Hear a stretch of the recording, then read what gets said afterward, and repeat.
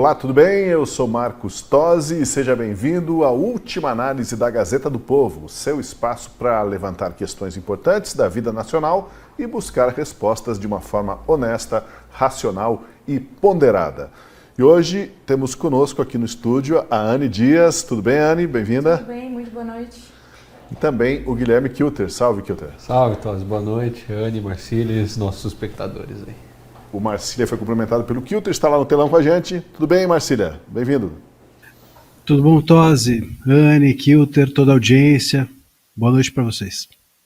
Vamos lá. O assunto do última análise de hoje é um tanto duro e incômodo, mas também necessário.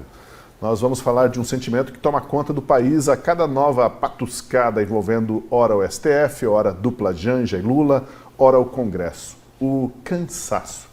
Isso mesmo, parece que o povo brasileiro cansou. Cansou de levantar a voz e ser ignorado, cansou de ir às ruas e voltar com a sensação de que nada mudou nem vai mudar. Cansou de confiar em instituições que trocaram a Constituição pela conveniência política. Cansou de tentar entender leis que são distorcidas ao gosto do poder do dia. O cidadão comum parece que está exausto. E não é um cansaço só físico, é também moral, é espiritual. Lembra até uma anestesia. Nós vivemos hoje numa espécie de torpor coletivo. As arbitrariedades do STF, por exemplo, elas se sucedem e o que vemos? Nada acontecer. A esperança parece ter dado lugar a uma enorme descrença. Como foi que chegamos até aqui? É a nossa pergunta. Bom, quando foi que o povo brasileiro parou de reagir? Quando a liberdade foi ficando cada vez menor e ninguém mais parecia se importar? O medo de ser perseguido, cancelado ou preso por falar o óbvio venceu, será, a coragem? Nós não pretendemos fingir que está tudo certo, as manifestações não acabaram, mas produzem poucos efeitos. Os cartazes sumiram, os gritos e até os slogans estão contidos à força. Muita gente, talvez até seja o seu caso que nos acompanha, olha ao redor ou assiste o nosso programa e se pergunta: do que adianta, para que sair às ruas se tudo já parece decidido nos bastidores? Bom, o brasileiro cansou, mas nós não. Aqui no Última Análise, a gente está aqui para provocar a reflexão de todos. E nós vamos hoje debater isso. O que há por trás dessa aparente apatia coletiva no país? Qual o papel da imprensa, da escola, da justiça e da própria sociedade nesse estado de coisas? Ainda há tempo de despertar? Vamos lá. Começamos perguntando, então, a dois jovens aqui, vocês percebem uma certa apatia, um cansaço na população brasileira ou não? Ah, com certeza. Vocês não têm idade para se dizerem cansados ainda, né? Não, mas a população, né? A gente está pagando pouco imposto ainda, dá para pagar mais. Mas eu acho que sim, Tosi, se a gente pega a linha do tempo aí, a gente viu a população se organizar de forma geral. Começo de 2013, aí teve o Lava Jato, impeachment da Dilma, toda aquela história que a gente já sabe da história dos protestos na rua, das manifestações. O gigante acordou, né? Teve essa fase. Vivemos a eleição do Bolsonaro e ali, durante esse período em que o Bolsonaro ficou no poder, parece que ele foi o testa de ferro, porque ele claramente era perseguido, uma ou outra arbitrariedade do STF, a coisa estava começando a escalar, mas nós tínhamos um representante no poder, o que nos dava um certo conforto, uma certa liberdade, digamos assim. Eu acredito que a grande virada, até porque todo 7 de setembro a gente colocava a gente na rua, lotava Paulista, verde e amarelo, todo ano gente lá. Então isso era muito ativo, muito vibrante, muito forte, uma onda de mudança, de renovação no Brasil e uma onda de esperança, ao meu ver. A grande chave de mudança, ao meu ver, foi o 8 de janeiro. Ali a perseguição saiu só dos políticos, só do Bolsonaro, só dos deputados e atingiu diretamente a população. A gente tem mais centenas e centenas de pessoas presas por se manifestarem no 8 de janeiro, presas e condenadas aí a 14, 13, 15 anos. Isso gera um medo, não só de se pronunciar nas redes sociais, quiçá falar o nome do Alexandre de Moraes, mas também de ir à rua. Eu me lembro que ano passado fiz uma viagem para o interior do Paraná, uma cidade pequena, melhor nem mencionar o nome para não expor muito, e eu falei com os empresários ali, eles, olha Gui, a gente está com medo de ir para a rua, de manifestar, porque a gente pagou um ônibus para sair daqui do Paraná e ir para a manifestação no 8 de janeiro, e a Polícia Federal veio aqui e entrou em todas as nossas casas. Mesmo que eu tenha feito R$200 no Pix, R$500 no Pix, R$1.000 no Pix para apoiar a manifestação, eles entraram com fuzil na minha casa, aqui no interior do Paraná, por ter ido até Brasília. Então é um temor real que existe na população, está todo mundo com medo de ser preso por causa desses arbítrios aí do STF. Anne? Perfeito, concordo 100%. Assim, eu acho que o cansaço ele faz parte, né? É muito difícil mudar realmente o sistema do Brasil, a política é muito desgastante. O Guilherme Kilter sabe, como vereador e candidato, o quão difícil é participar de uma corrida eleitoral. Eu participei também uma vez e é complicado.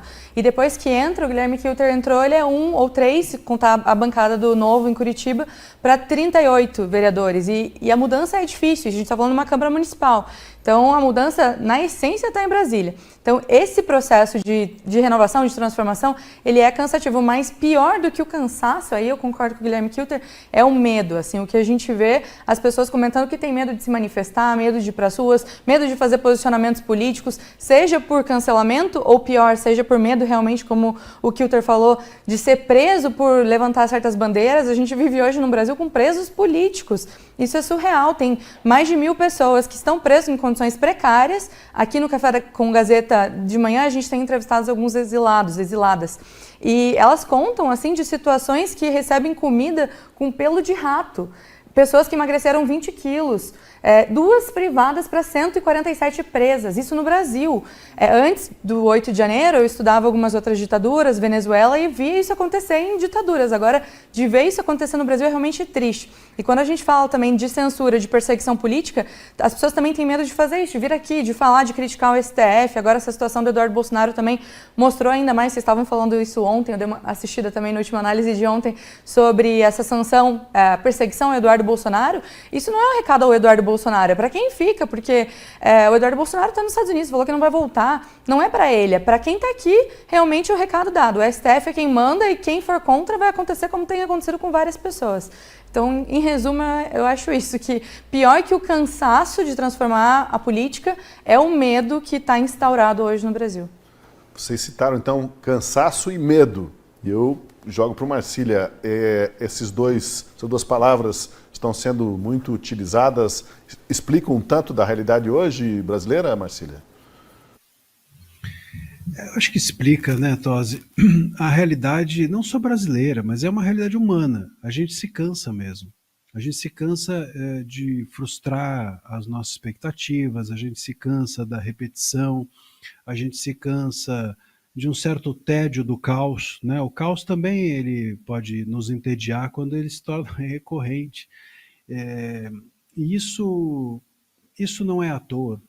Isso é feito de forma programática, há método nisso, né? Quando a gente vê, por exemplo, decisões bizarras recorrentes do STF, eles sabem que a gente não dá conta de tudo isso. Eles sabem que em algum momento a gente vai normalizar o absurdo. Eu, por exemplo, a coisa que eu mais recebo nas minhas redes sociais, no Twitter, no Instagram, e é sobretudo mensagem de pessoas dizendo assim: pô, mas você ainda está falando de lei? A Constituição acorda, a Constituição não existe mais, né? E essas pessoas talvez não compreendam que o que eu estou fazendo é um ato de resistência, né? Eu não estou contando que a Constituição diz outra coisa ao que está dizendo, em oposição ao que está dizendo o STF, porque eu sou um imbecil e não sei. É óbvio que o que eu estou fazendo é uma resistência. O que eu estou fazendo é dizendo assim: não importa o que eles fizerem, vou contar qual é o certo para que a gente não se perca. É mais ou menos como se você... Sabe o cara que está preso e conta na cela os dias, no giz ali, dia 1, aí depois ele faz o 2, o 3, o xizinho, e aí ele conta... Por que ele faz aquilo? Porque ele precisa de um calendário? Não, para ele não ficar louco. Por que as pessoas precisam saber quando que amanhece, quando que anoitece dentro de uma solitária? Por que a solitária, a prisão solitária, faz tanto mal às pessoas? Porque você não sabe se amanheceu, se é dia, se é noite, você perde as referências todas. E ao perder as referências, aí sim você se cansa. Então a gente não se cansa se a gente não abrir mão das âncoras que a gente joga nas coisas. Você tem princípios? Bom, você não pode se cansar. Você tem valores? Você não pode se cansar. Você acredita em alguma coisa? Você não pode se cansar. A gente se cansa? Se cansa. Levanta, cansou 6 vezes, levanta 7. Errou 7. Tem um ditado budista que diz isso. Errou 8 vezes, levanta 9. Eu acho ótimo esse ditado. Errou 9, caiu, ele fala, melhor, não errou. Caiu 8 vezes, levanta 9. E se a gente então erra ou se cansa 8 vezes, a gente precisa levantar 9. Mas para isso a gente precisa ter âncora. Qual é a âncora que a gente tem? É isso que cada um de nós precisa saber. Onde que você está ancorado? Então, a Anne está aqui ancorada nos seus estudos, o Kilter está ancorado na sua legislatura, no seu mandato, que é um mandato eficaz, que é alguém que está batalhando pela sua região e pelo Brasil também. O Tosi está ancorado no seu trabalho, eu estou ancorado aqui no direito, e o público está ancorado em nos ver. E isso é um ato de resistência que precisa ter prosseguimento. O cansaço não é o problema. O problema é a desistência. E a desistência, aí sim, é resultado de nós não termos âncoras nas coisas que nos são importantes.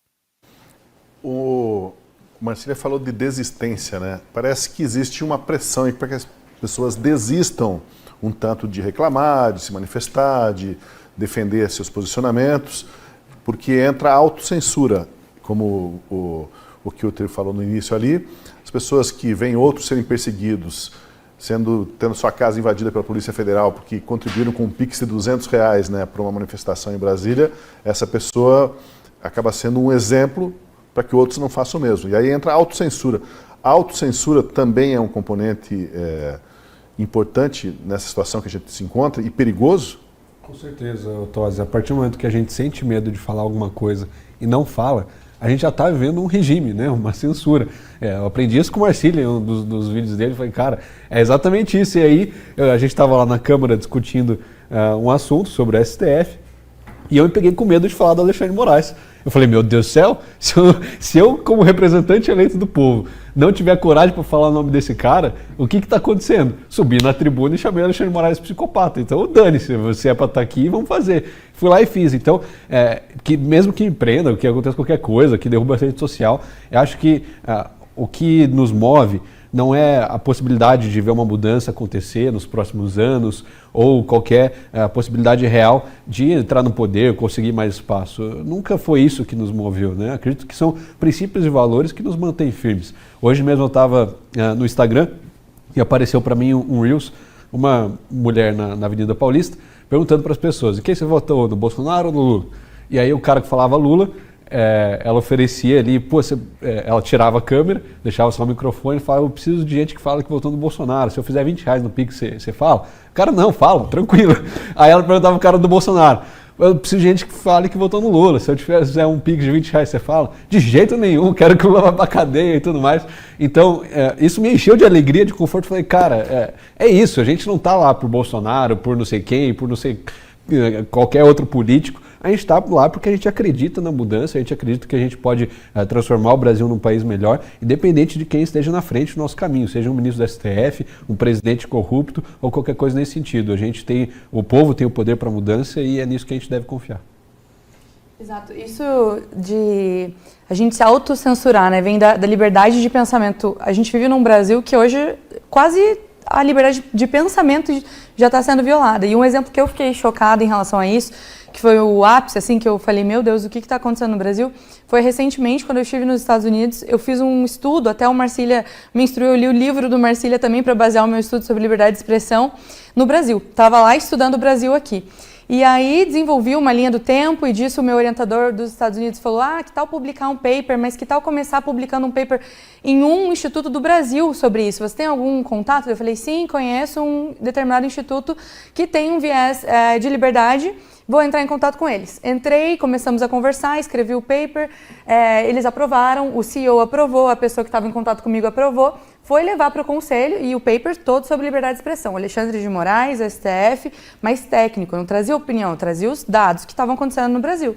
Quando levou para o conselho vetou, porque o conselho ficou com medo de retaliação nas empresas privadas do conselho por estarem apoiando um instituto que fala sobre o STF. E naquele momento eu entendi que o Brasil está lascado mesmo. Se tem um instituto que defende a liberdade, é um dos pilares do Instituto, com medo de publicar um paper sobre o maior problema em relação à liberdade do Brasil hoje, é porque o Brasil não tem realmente a liberdade de pensamento. Acabou que um outro instituto publicou, o Instituto Liberal, ele está publicado, depois posso compartilhar para divulgar, mas aquela situação me fez ver realmente como as pessoas estão com medo, os doadores, né? As pessoas que doam para um instituto para melhorar o Brasil estão com medo da situação atual do Brasil. Então é surreal o que a gente vive hoje mesmo. E o problema disso parece ser que é um sistema que tenta dominar, ou tenta impor essa dominação, mas não é um sistema clássico, como a gente imagina, que seria o sistema fardado, né? Ditadura de farda. Quando tem uma ditadura de farda, você identifica, ó, são os militares, são esses fardados que estão organizando tudo isso. A gente vive uma situação em que há uma ditadura, uma imposição de regras e de viés de enxergar as coisas, mas ela é diluída, né, Marcília? Ela é pulverizada e disfarçada porque não tem ninguém de farda nas ruas, mas isso não torna a nossa realidade mais preocupante do que se estivéssemos aí, digamos, num contexto de gente fardada mandando em nós. Olha, só 2 registros, que agora a Anne falou disso, provavelmente, Anne, fiquei te devendo alguma resposta desse teu estudo, porque eu sei, agora eu fiquei com a impressão, eu sempre fico devendo alguma coisa para alguém, e muito provavelmente também para você. Outra coisa, depois eu vou até checar aqui e a gente fala. Outra coisa, que Tosi, você começou o programa, eu ia até falar, agora que lembrei, falando em patuscada. Quem colocou patuscada nesse roteiro? Isso é coisa do Polzonoff, mas patuscada. Eu confesso que eu Pelo fiquei amor pensando, de vou Deus. trocar essa palavra por outra coisa. Eu pensei, não, vamos homenagear o Pozonov, deixa a patuscada ali. Não, patuscada é coisa realmente do século XIX. O Polzonoff, ele quer realmente nos mostrar a todos nós que estamos velhos. Ficou aqui na frente do Kilter, da Ana, 2 jovens, a gente passa vergonha usando um termo desse, Tosi. Bom, vamos lá. O Kilter falou um ponto que eu queria também só comentar rapidamente, que é o seguinte, ele falou o que nos move, né? Putz, essa pergunta eu acho tão essencial. Eu queria só puxar aquilo que eu falei na vez anterior, de ancorar valores e tal, nisso. Olha, essa é uma pergunta que, se você chegar hoje, depois do programa, você for para o espelho e perguntar assim, o que me move, você vai ficar chocado em saber que você não tem essa resposta de pronto. E talvez você passe uma vida sem conseguir responder isso adequadamente. O que te move, o que me move, quem sou eu, está muito ligado ao que te move. E isso tem diversas respostas, claro, no campo religioso, no campo filosófico, mas tem muito a ver com isso. Se você consegue dar uma resposta a isso, talvez você se aproxime daquilo que são os seus princípios. Eu vou dar um exemplo interessante, que uma vez, no Roda Viva, há muito tempo atrás, o Saramago, aquele escritor português, o José Saramago, ele que era comunista, e perguntaram a ele, um jornalista da mesa virou e falou assim, escuta, depois de tanto tempo, isso devia ser, sei lá, 90, os anos 90, depois de tanto tempo, a Rússia acabou, a União Soviética acabou, você ainda, por princípio, continua sendo comunista? Ele respondeu, sim. Ele falou, por quê? Ele respondeu, por princípio. Então, assim, se é por princípio que o cara é comunista, ele não pode deixar de ser, porque é um princípio, você percebe? Então não importa se a Rússia deixou de existir, se a União Soviética está ali ou não, o princípio dele é esse. Então, se a legalidade deixou de existir no país, vamos trazer agora para o nosso lado a questão, se a legalidade deixou de existir no país, nós, por princípio, temos de ser legalistas. Se o texto constitucional virou aqui uma peça maldita, bom, por princípio nós vamos continuar rezando para esse texto constitucional.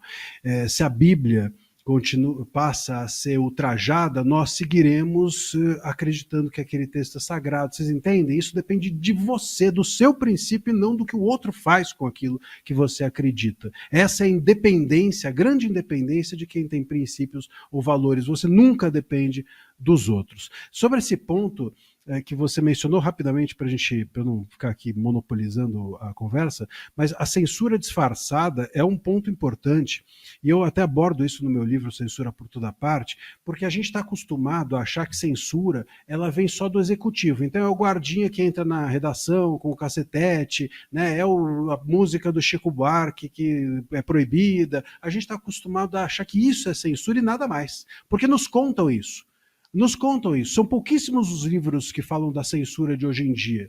Não tem uma literatura sobre isso. Você pegar o meu livro, do Maltache, tem do Duda Teixeira, tem uns 3, 4, 5, vai, para chutar, e só. Então, todo o resto fala que censura é o que acontecia nos anos 70.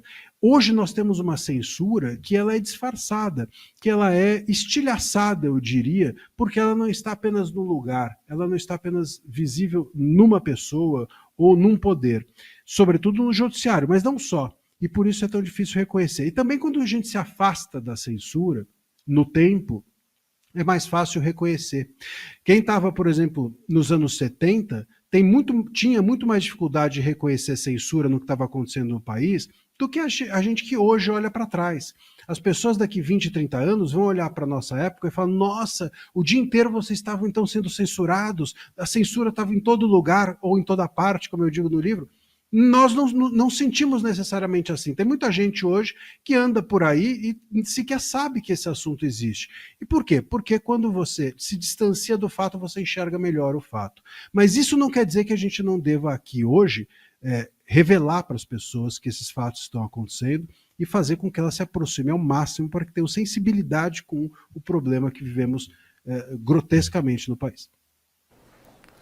Já que falamos de censura, de certa forma vocês se sentem censurados, porque estamos conversando com vocês, é uma geração que não viveu a censura, como o pessoal aí do Marcília para frente, a minha idade também, viveu isso, tem recordações. Vocês não têm recordações, vocês é de... Da ditadura? O que você lembra?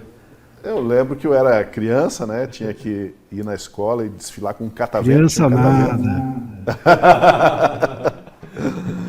Tinha que desfilar com um catavento, que todos os alunos uniformizados tinham um catavento verde e amarelo. E aí, a 7 de setembro sempre tinha, era muito marcado isso. Esse espírito cívico, durante os anos de ditadura militar, era muito cultivado, né? E as pessoas encaravam isso numa boa. Mas, assim, em termos de perseguição ou de alguma situação mais abusiva, não, porque, digamos, vivendo numa periferia de uma cidade periférica como é Curitiba, né? Claro. Você não testemunhava isso. Mas, do ponto de vista do que acontecia no país, sim, a gente depois pôde acompanhar que houve um momento em que houve a distensão do regime militar, a abertura, a anistia. Direta já. Né? Exatamente, esse processo. Aí, ainda criança, viu, Marcílio? Eu lembro.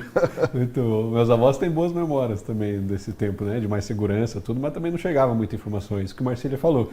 Hoje, com as redes sociais, a gente tem uma abertura muito maior. Eu consigo ver, puxa, o Marcel, no Rio Grande do Sul, aqui, ficou com o perfil dele fora do ar, sei lá, 2 semanas, 1 mês.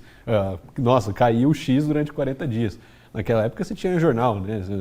Puxa, se não vê alguma notícia, como que você ia ficar sabendo? Não ficava. Então, o meio de comunicação era muito diferente. Eu acho que grande parte desse combate à censura vem também pelo acesso à informação. Então, quanto mais formas a gente tem de acessar a informação e divulgar isso, melhor. E aí vem, claro, o grande objetivo do Lula, da Janja, do governo como um todo, de censurar as redes sociais ou de pelo menos controlar a narrativa lá dentro. Se passar essa decisão aí do STF ou não, que a AGU pediu, enfim, a gente não sabe o que vai acontecer, se vai ser através do projeto de lei que o governo fez e mandou para a Câmara. O que a gente sabe é que as redes sociais é a nossa última barreira contra qualquer monopólio, contra qualquer censura absoluta. Então é o que a gente deve se apegar e deve combater firmemente, né? Perfeito, eu acho que a gente vive num Brasil com bastante censura, assim. Eu, pessoalmente, não fui censurada, né, mas às vezes eu paro para pensar, assim, eu tô aqui todo dia no Café com Gazeta falando do Alexandre de Moraes. O Alexandre de Moraes já fez um monte de coisa para um monte de gente que falou sobre ele. Eu paro para pensar um pouco assim, será que eu tenho que continuar? E aí eu mesmo boicoto o meu próprio receio e falo, não, alguém tem que falar, se eu estou tendo esse espaço, essa oportunidade, eu vou continuar falando. Então, não de maneira individual, como foi com o Marcel Van Hatten e vários outros, mas eu já me senti censurada quando por exemplo, quando o X caiu no Twitter no Brasil por 1 mês, durante uma eleição. Isso é surreal. E na sentença do Alexandre de Moraes, ele escreve que havia risco de interferir na eleição. Não foi só a questão do Musk e Starlink, toda aquela invenção jurídica que ele fez. Não, ele usou um termo que não tem como dizer que não é censura. Ele falar que as pessoas conversar numa plataforma podem interferir numa eleição, é claro que podem. Assim como assistir esse canal pode interferir numa eleição, assim como uma reunião pode interferir. Aí você vai proibir todas as pessoas de se relacionarem. Foi o que o Alexandre de Moraes fez. Não foi uma vez. Ele fez isso com o Telegram antes, derrubou por alguns dias. Ele fez isso com o Rumble recentemente, derrubando uma rede social inteira que tem lá seu viés de direita, mas cabe às pessoas escolherem usar ou não. Ele fez isso quando diversas vezes ele usou o seu cargo de presidente do TSE em 2022 para censurar jornal, para barrar a publicação de um documentário sobre o Bolsonaro. Então, naquele momento, não era eu que estava sendo proibida de falar, mas eu estava sendo proibida de ter acesso à informação. Então, sim, eu acho que no Brasil a gente vive sem censura, não afeta todo mundo porque a informação não chega. A pessoa às vezes não usava Twitter, a pessoa não sabia que ela queria assistir um documentário que não foi nem lançado, mas é censura. Então, acho que sim, a gente vive num estado que não tem outra palavra, como diz o Marcílio, inclusive, no livro dele. E vale lembrar que quando caiu o Twitter, o X, quem usasse era obrigado a pagar uma multa diária, né? De, se eu não me engano, 5, 30... 50 mil reais. Por dia? 50 mil reais por dia. E eu ia lá, eu ativava o VPN, e todo mundo ficava, você vai usar? Você vai usar? Não vai usar? Como é que vai ser? Não sei o quê. Todo mundo ficava nessa dúvida, quem que vai usar, quem não vai. Falei, cara, dane-se, liguei o VPN ali, tava usando, me senti um criminoso. Falei, cara, vai que amanhã bate a Polícia Federal na minha porta com uma multa de R$1 milhão e eu não vou... Ué, vai fazer como que eu vou saber? Bem lembrado essa multa de R$50 mil, porque ela é tão absurda, tão fora de propósito, que não dá para acreditar que isso tenha acontecido, né? Às vezes a pessoa precisa se beliscar. Aconteceu de fato, o Alexandre de Moraes chegou a tomar essa medida, porque parece tão despropositada, né? Mas aconteceu, não é mesmo, Marcília? Aconteceu. Eles chegaram a proibir o VPN, depois eles voltaram atrás. Eles não, Moraes. Depois ele voltou atrás porque ele descobriu que o VPN servia para mais coisas, né, do que usar redes sociais, e estava atrapalhando todos os escritórios, hospitais. Quer dizer, além de tudo, a censura sempre é burra. Nunca o censor é alguém muito intelectualmente favorecido pela natureza. Isso a gente percebe de cara. E a censura é sempre apressada, o censor é sempre alguém afoito, alguém angustiado com a sua própria vaidade, com o seu próprio desejo de fazer prevalecer aquilo que pensa. Sempre o censor tem essa característica. E seria interessante até um estudo, Ayane, essa é uma boa frente a gente fazer. Eu gostaria, estou dando a ideia aqui no ar, de um estudo psicológico, psicanalítico sobre censores, né? Pegar o traço, deve ter um traço com certeza comum nessas pessoas todas, e porque as suas medidas são sempre razoáveis, são sempre desproporcionais. Esse é um dos traços, uma das características da censura, e são sempre, tem um quê de ridículo que apenas o censor não percebe. E nesse caso do X, foi muito curioso, porque quem estava sendo punido era a plataforma. Então, o que eu tenho a ver com isso, se eu sou um usuário? É a mesma coisa de você chegar, por exemplo, ser um juiz, entrar num supermercado e falar assim, olha, eu estou aqui, o dono do supermercado está devendo dinheiro para o Estado. Aí você vai lá e pune a pessoa que comprou uma mão. Ó, você está comprando uma mão aqui na prateleira de frutas e você vai ser punido. Pô, mas eu não tenho nada com isso, eu nem sabia que o supermercado está sendo punido. Então, é um absurdo completo. Ainda tinha bizarrice, vocês vão se lembrar, de que os veículos de comunicação começaram a publicar, ou fazer que publicavam, as suas fora do país. Né? Então, alguns começaram, que o nosso correspondente em Portugal, o correspondente na Suíça. Duvido muito que todo mundo tivesse um correspondente na Suíça, enfim, mas foi feito dessa maneira, de novo, expondo o ridículo e a desproporção da medida. Isso a Anne pegou bem, e eu também menciono isso no livro. A censura não é apenas para quem deixa de falar. É quando a censura ela também ocorre, e muito mais fortemente, quando você deixa de ter acesso à notícia. E vou além, não apenas acesso à notícia, mas acesso integral à notícia. Tem muito juiz que pega, por exemplo, uma matéria e vai lá e fala assim, eu já tive casos em que o juiz falou assim, não, eu não estou censurando porque eu apenas estou pedindo para você trocar o nome do deputado que está aqui mencionado. Eu falei, não, mas isso daqui está machucando o texto. Se eu tenho que trocar o nome do deputado, eu não estou publicando aquilo que eu queria. Então a notícia chega, mas chega amputada do seu sentido original, né? E isso também é censura. Então a liberdade de expressão ela se exerce quando você pode falar e quando as pessoas podem receber integralmente a notícia que você pretendeu publicar. Pois é, agora eu pergunto, a gente está naturalmente entorpecido com tudo isso ou há alguém aí que age deliberadamente e fabrica essa apatia, esse cansaço nas pessoas? Eu não vou relacionar uma coisa com a outra, mas só vou citar aqui a frase do ministro Luiz Roberto Barroso de que seria preciso recivilizar o Brasil. Então, talvez exista esse olhar positivo por parte do pessoal do STF de que eles estariam recivilizando o Brasil. Mas o fato é que essa recibilização, ela invade uma esfera individual, uma esfera particular que parece que é demais da conta, Guilherme. Eu acho que todo ditador se engana, se auto-engana, né, para pensar que está fazendo alguma coisa positiva, quando na verdade está afetando a grande parte da população com algo extremamente negativo. E nesse caso eu vejo da mesma forma. Parece que todo dia, a impressão que eu tenho é que os ministros do STF, antes da sessão, eles vão lá almoçar e devem se orgulhar de como eles estão defendendo o Estado democrático de direito, a democracia e as instituições do nosso país.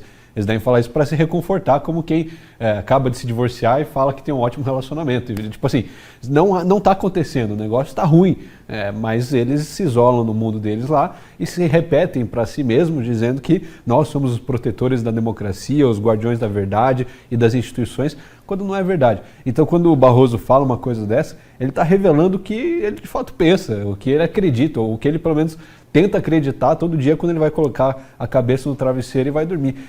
Não me convence de forma nenhuma que o Alexandre de Moraes prendeu todas essas pessoas, negou a regime aberto ou semi-aberto para a maioria deles, que o Clezão morreu na cadeia e ele não ficou nem um pouco afetado com isso.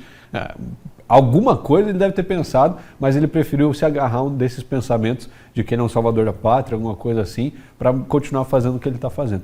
E aí quem está errado nunca é a população, nunca é o censurado, né? É o censor, é o ditador. Então a gente vê na China a mesma coisa. A ditadura chinesa fala que derruba a rede social, que proíbe aqui, que proíbe ali, pelo bem do país, pela segurança da população e tudo mais. E aqui não é diferente, a gente vê o mesmo discurso no governo Lula, da AGU, da Janja, falando, não, a gente precisa controlar as redes sociais para proteger as mulheres, as crianças, por causa das trends violentas, por causa do Discord, que tem grupos extremistas se organizando, a gente vê o Boulos pedindo para tirar o Discord do Brasil, porque tem alguns grupos violentos, e aí eles vão pela minoria, pela exceção, e aí fazem disso a regra. É claro que toda cesta de maçã vai ter uma maçã podre, mas aí você não vai jogar a cesta inteira fora porque tem uma maçã podre, você processa essa maçã na justiça e deixa que a justiça siga o seu caminho normal, você não joga tudo no lixo. Então, ao meu ver, a gente tem que fazer essa reflexão, né? Poxa, será que eles de fato acreditam nisso ou eles estão se enganando mesmo? Perfeito. Quando você estava falando, eu lembrei da foto que você me mostrou na terça passada, que eu estava manifestando, né? A frase que eu estava no cartaz do que o Tosi me mostrou há 2 anos atrás, 2023, era, como que estava escrito? Parlamento censurado, povo calado. Acho que era essa frase. Que foi quando? Foi em 2023, quando o Deltan foi cassado aqui no Paraná, que a gente fez aquelas manifestações. E aí, quando a gente reflete sobre censura e cansaço, a gente volta para o aspecto de que a mudança ela é longa, demora. Então, o Deltan foi lá, saiu do cargo dele, se candidatou, foi eleito o deputado federal mais votado do estado, com recorde de votos. Fez um fervo em relação ao PL da censura, o PL das fake news, PL 2630. Eu lembro que a gente também fez uma ação de nos aeroportos para conscientizar, e o Deltan estava liderando essa pauta lá no Congresso, que não passou. E aí, o que aconteceu? O sistema se mobilizou e tirou o Deltan do jogo e cassou o mandato dele de uma forma completamente não fundamentada na lei e na justiça. Então, aquilo é uma espécie de censura também do povo que acreditou no Deltan, depositou o voto de confiança, vê que simplesmente tiram o player do jogo quando não estão satisfeitos. Isso aconteceu com outras pessoas, mas o Deltan acho que foi o mais chocante, especialmente por ser no meu estado. Eu participei também dessas manifestações e é só um resquício. Então, para eleger um deputado federal é tanto esforço, é tanta gente envolvida, tem que ter uma pessoa com a disposição. O Deltan ele já tinha uma exposição pública, o que faz ele ser conhecido e ser eleito, mas tanta gente que não tem essa exposição e demora, custa construir, e quando constrói, quando chega, o sistema exclui essas pessoas. Então é realmente frustrante, a gente vê isso, é cansativo, mas é um processo a longo prazo. Se a gente desiste, o que vai acontecer? A gente vai virar a Venezuela, a gente vai sair do Brasil, vai ter que ir para os Estados Unidos, morar, viver lá. Eu não acho que essa é a saída. Eu acho que as pessoas que têm energia ainda, têm disposição, têm âncoras, como disse o Marcília, que acreditam na liberdade de expressão e em outros valores, têm que continuar falando, têm que falar até vencer o sistema, que pode levar anos, pode levar a nossa geração inteira, mas algum dia isso vai acontecer. essa visão de recivilizar as pessoas, ela perigosamente flerta também com uma ideia de interpretar o mundo para essa pessoa e aí descambando até para censura, de uma forma de censura, porque quando você pretende se colocar numa posição, Marcelo, de decidir o que é melhor para o que a pessoa vai fazer, o que ela deve escolher, o que ela deve ler, o que ela deve assistir, o que ela deve postar ou falar numa rede social, quando você se arroga essa condição, você descambou, né, da recivilização para recensurização. O problema aqui eu acho que é até anterior à censura, né? Porque, mal ou bem, o censor é aquele que tem... Eu digo sempre que a censura, isso eu também comento no livro, eu conceituo censura como um ato de poder concentrado. Então a censura ela sempre está em alguém que concentra o poder. Agora, então, portanto, por isso que ela se disfarça de um ato legítimo e por isso que ela também é difícil às vezes de perceber. Quando um juiz dá uma decisão censória, sempre alguém vai defender, a gente vê isso aí, por exemplo, agora a gente tem visto medidas absolutamente censórias tomadas pelo STF e sempre alguém vai dizer, não, mas é uma decisão judicial se cumpre, decisão judicial não se discute e assim por diante. Por quê? Porque é um ato supostamente legítimo, é um ato que está ali, a pessoa tem o direito de dar aquela decisão, ela só dá uma decisão, no entanto, desproporcional e razoável e por isso é censória. É censória porque ela erra na forma, né? Ela erra no modo de usar aquele poder, mas ela tem o poder. Agora, recivilizar alguém, quem que tem esse poder? Quem tem o poder de recivilizar o outro? Você tem o poder de recivilizar o seu filho? Você não tem o poder de recivilizar nem você mesmo. Se você quiser se recivilizar, você vai ter um baita de um trabalho. Imagina os outros. A ideia de recivilizar o outro é sempre uma imensa burrice, porque é impossível. É impossível. É impossível porque, assim, quem sou eu para recivilizar alguém? Né? Então, se você tem um conjunto de fatores, você é um país, você fala em nome de princípios e valores, não é você que está recivilizando, você está apresentando para alguém valores que existem. Quando, por exemplo, você conhece uma religião, ninguém está civilizando ou recivilizando você. Se você tem uma religião e você passa a ter outra, você foi recivilizado? Não. Você foi apresentado a determinados valores e aquilo te fez sentido, você passou a acreditar, mas ninguém teve a pachorra de falar eu recivilizei você, isso não existe. Então é de uma arrogância absurda e é inviável. Ninguém reciviliza ninguém e ninguém é alguém suficiente para ser capaz de recivilizar alguém. Ninguém tem o poder de conter em si a civilização a ponto de poder recivilizar o outro. Então aqui é antes de censura, mais que censura. É um ato de tamanha vaidade, prepotência por parte do Barroso que falou isso daí, que enfim, é pior que censura. Aqui é uma cegueira cultural, ética e moral total. Pois é, agora essa frase do Barroso, né, que eles queriam recivilizar o Brasil, não foi de certa forma também um ato falho, no sentido assim de uma admissão de que eles, e o Barroso e seus companheiros de Supremo, querem enquadrar o Brasil, né? Quando fala assim, queremos recivilizar o Brasil, queremos enquadrar as pessoas para que pensem como nós, ajam como nós, que somos seres supremos, seres iluminados, e essa é a nossa missão. Foi um ato falho isso, não foi, Guilherme? Eu não sei se eu definiria como ato falho, Tosi. A segunda parte aí definiu perfeitamente. Ele de fato acredita nisso. Eu penso que ele ali, os 11 togados, são uma aristocracia no Brasil que determina o que pode ou não ser feito, que eles são a elite intelectual, a elite suprema do Brasil, e todo mundo deveria pensar como eles pensam. Há leves discordâncias ali, às vezes o Mendonça bate boca com o Dino, com um, com o outro. A melhor coisa que já aconteceu foi a briga do Barroso com o Gilmar Mendes, a gente se delicia vendo aquilo lá, mas assim, é o máximo que acontece. De resto, eles estão todos unidos em prol de uma causa, que é a causa deles terem o poder, de deterem esse poder. Então, me parece que não só o Barroso, como a maioria dos outros ministros ali acredita nisso, defende isso, e se pudesse, imprimiria a sua vontade, a sua personalidade, seus anseios e desejos políticos em cada um dos brasileiros. É por isso que a gente tem também o Barroso indo lá na Uni falando que nós derrotamos o bolsonarismo, porque ele fez parte dessa campanha do PT, estava lá com as decisões dele no STF, no TSE, estava participando de tudo isso. Então a gente tem que entender o papel de cada um e de fato as vontades deles, né? Agora, o cidadão que, voltando à questão do cansaço, né, das pessoas, elas vão se cansando, vão ficando extenuadas, vão desanimando da política, mas a pessoa que vê o erro e não reage, ela é vítima ou conivente? Existe uma neutralidade possível aí, quando a arbitrariedade é praticada? Anny?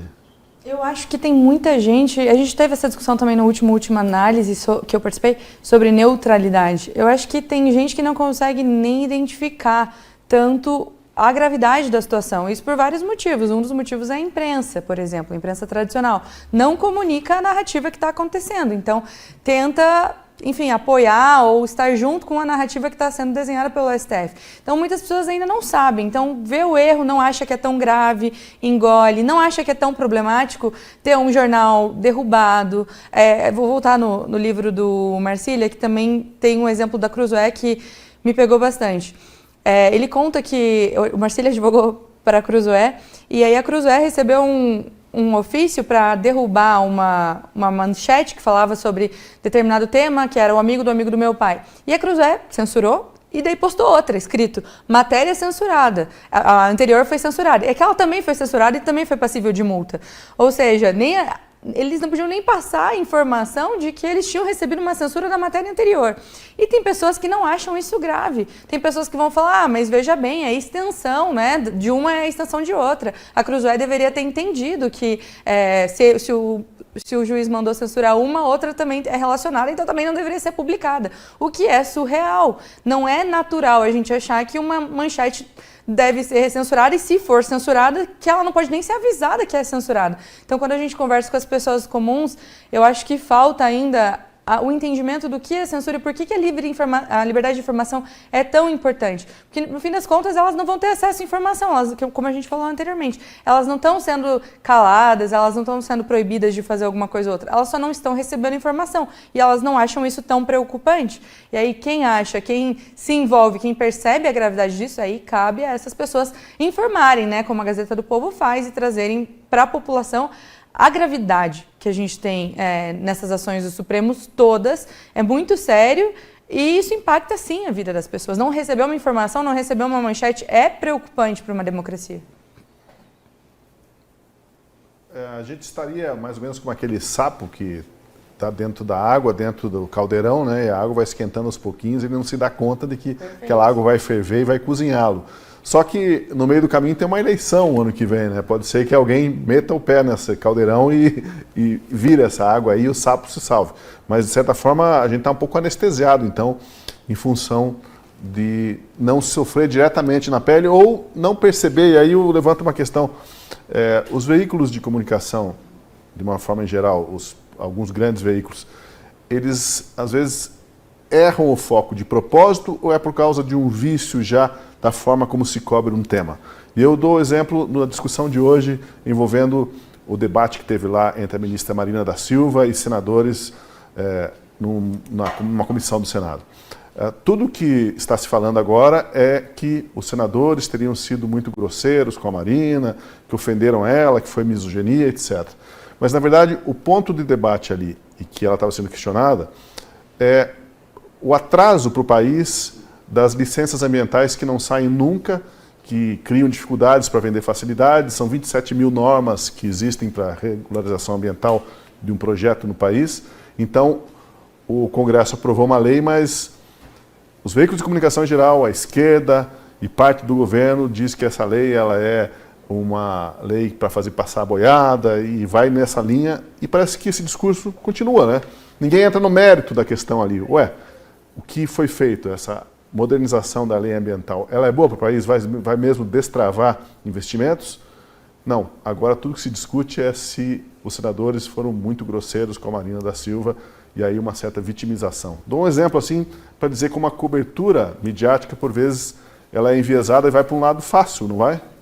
Não, acredito que a mídia e a imprensa tem grande parte de culpa em toda essa história, repercutindo uma narrativa que era gerada, ou que é autorizada, pelo menos, pelo Supremo, de que a gente viveu uma ameaça de golpe de Estado no Brasil, de que tem criminosos que queriam abolir o Estado Democrático de Direito, incriminando essas pessoas. Só recentemente a gente está vendo grandes órgãos de mídia da velha imprensa se manifestando contra algumas decisões. E aí eu trago uma pesquisa do ano passado, enquanto a Anny estava falando, eu levantei aqui, de 29 de março de 2024, uma pesquisa de opinião pública sobre a atuação do Alexandre de Moraes. 33% apenas dos brasileiros classificam a atuação do Alexandre de Moraes como ruim ou péssimo. E isso, para mim, é alarmante, porque a gente tem 37% que acham o trabalho bom ou ótimo e 24% que acham que é regular. Ou seja, grande parte da população brasileira não acha a atuação do Alexandre de Moraes censuratória ou ditatorial ou antidemocrática. Não, acho que ele está fazendo, está cumprindo o papel dele. E aí acho que entra aquilo que o Marcília falou, de que é muito difícil você perceber uma ditadura que vem do judiciário, que vem do STF. A maioria das pessoas nem entende como funciona o judiciário, como funciona o STF. Ela fala qualquer cara na rua, ele pensa na eleição, ele pensa que ele pode votar no presidente. Está muito distante essa realidade do judiciário, está muito distante o ministro Alexandre de Moraes. O que ele está fazendo? Por que ele está fazendo? Por que ele tomou essa decisão? E aí a gente vê a imprensa sendo conivente com isso. É claro que a Cruzoé, o antagonista, foram os primeiros a sentirem na pele isso. Depois a gente teve o Oeste, Jovem Pan, outros órgãos que também foram sentindo isso na pele e foram também denunciando cada vez mais. Mas a grande mídia, a grande imprensa reforça isso. E aí a gente tem que entender por que grande parte do Brasil ainda não vê a atuação do Alexandre de Moraes como ditatorial, como problemática. Eu acho que isso foi um bom levantamento que você trouxe para a gente refletir um pouco mais sobre isso. Eu tenho pensado bastante, especialmente com essa questão do 8 de janeiro, assim, dos prisioneiros que estão lá e as pessoas não estão tão mobilizadas como deveriam. As pessoas, enfim, se chocam quando fala sobre a Venezuela e os prisioneiros políticos de lá e não se chocam no Brasil. E eu parei para refletir, eu acho que uma das respostas para isso é também que, claro, evidentemente, quando começa a censura, ela começa para os discursos mais radicais. Então, os primeiros censurados no Brasil, pega lá Daniel Silveira, ele fez uma fala extremamente radical, né? Ele foi bem incisivo na fala dele. E aí a população que se intitula mais moderada não acha tão grave ele ser censurado, porque ele falou algo, na opinião delas, um absurdo. Assim como a gente vê esses manifestantes que foram para o dia 8 de janeiro, são pessoas que se colocam ali e as pessoas colocam eles no eixo da extrema-direita. Então, as pessoas que não se consideram de direita ou extrema-direita não se identificam com aquelas pessoas. Talvez achem realmente um extremismo e manifestar depois da posse do Lula, enfim, discordam disso, devam achar que deveria ter sido aceito a posse e a transição do Lula de uma maneira mais pacífica e não se identificam com as pessoas que estão presas, estão numa situação grave. E eu digo isso também por uma reflexão pessoal. Eu tive uma amiga que foi sequestrada no regime da Venezuela. Ela é minha colega do movimento que eu faço parte, que é o Lola, e ela foi sequestrada pelas forças de Maduro e foi presa. E aquilo, todo mundo que eu conversava e quando eu compartilhava sobre aquilo, chocava, porque era um Maduro, porque era um cara que ele é ditador. Não tem quem fala que Maduro não é ditador tá louco, daí tem que ser internado, porque o Maduro é um ditador. Então, um ditador prendeu uma pessoa, aquilo move as pessoas. No Brasil, Alexandre de Moraes não é tido como um ditador. Então, um juiz colocou pessoas extremistas, na opinião das pessoas, na cadeia. Talvez essas pessoas devam estar na cadeia. Eu acho que é aquela máxima de a pessoa precisa ter a mesma opinião que eu, ela é um pouco diferente do que eu penso, então talvez ela deva ser presa, assim como a gente fala sobre, vamos caçar o mandato, se é um mandato de um esquerdista, pode caçar, porque não pensa como eu, então é melhor caçar de uma vez. Então eu acho que vem disso, assim, uma parte de não identificação com as pessoas que estão presas, mas o que é muito grave, porque elas são tão prisioneiros políticos quanto quem está na Venezuela, são tão prisioneiros políticos quanto uma pessoa que não tem um posicionamento de direita, mas acabou sendo preso por perseguição política em uma outra ditadura. E eu acho que isso é papel nosso aqui na Gazeta do Povo, seu como parlamentar, de conscientizar a população e falar que independentemente de quem ela votou, ela não pode estar comendo uma comida podre dentro de uma prisão por uma suposta tentativa de golpe de Estado, sendo que ela não sabia nem a data da manifestação, ela caiu de paraquedas numa manifestação que levou tudo o que levou. Então, resumindo, eu acho que é importante a gente falar mais sobre esse assunto porque as pessoas não entenderam a gravidade da situação. Ou seja, uma normalização de uma injustiça não torna aquela injustiça algo justo. Mais justo, exatamente. Marcília, algum comentário? Isso daí, bom, primeiro, você falou do Maduro, né? O Maduro eles chamam de ditador, mas vamos nos lembrar que a nossa velha, grande imprensa aqui chama ele de ditador de extrema-direita, né? Já houve jornalista que mandou essa no ar. Aliás, a mesma emissora onde esses jornalistas habitam, ali a coisa se prolifera, ontem um deles chegou a dizer que é crime de lesa pátria o parlamento não regular as redes sociais. Né? Olha só que incrível. Por quê? Porque as redes sociais elas são um perigo. A regulamentação das redes sociais é tão urgente que seria, então, portanto, na visão dele, um crime de lesa pátria o parlamento não regular as redes. Isso daí explica um pouco como que há pessoas que ainda acreditam que o Moraes está salvando a democracia.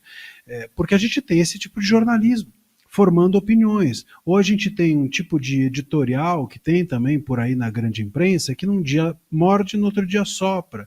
O tal do editorial morde a sopra que todo mundo conhece. Tem domingo que eu bato, tem domingo que eu apanho. É assim que funciona parte da imprensa ou da grande imprensa brasileira. E a autocensura também. Tem veículo que tem receio, né? E a gente, enfim, tem que entender isso. Eu, por exemplo, eu não sei, quando eu lancei o meu livro sobre o caso Cruzoé, um dos veículos, dos poucos que não fizeram uma resenha sobre o meu livro foi a Cruzoé.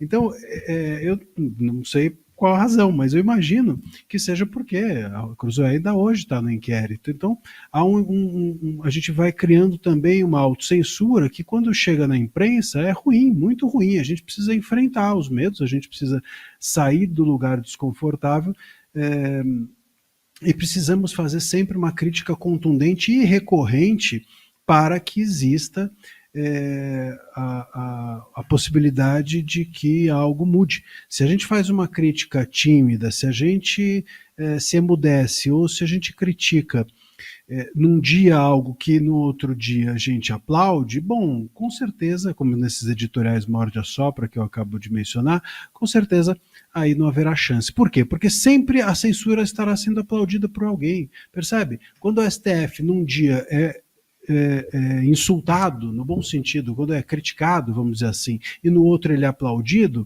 bom, ele pensa na cabeça dele e fala, bom, amanhã quando eu fizer outra arbitrariedade, tá tudo bem, porque semana que vem eu estou sendo aplaudido. Então esse é um problema. Se você quer mudar as coisas, você precisa fazer uma crítica contundente, recorrente e consistente. Se não tiver esses três elementos, não adianta nada. A crítica do morde a sopra que o Marcília disse é facilmente perceptível quando vem algum comentarista e fala assim, olha, o Alexandre de Moraes ou o Barroso deveriam cuidar mais para não fazer tantos atropelos ao devido processo judicial, para não cometer esse tipo de abuso, aquele outro tipo de abuso, porque isso dá munição para bolsonaristas, né?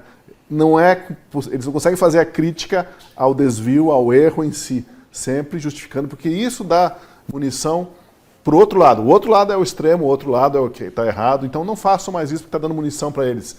É um morde a sopra vergonhoso, né? Porque começa a se repetir como padrão esse tipo de crítica que não é crítica.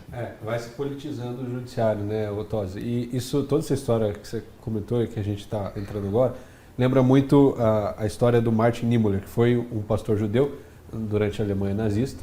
Ele era pastor luterano e no começo do regime nazista, do surgimento do nazismo, ele apoiou o partido político nas eleições e tudo mais.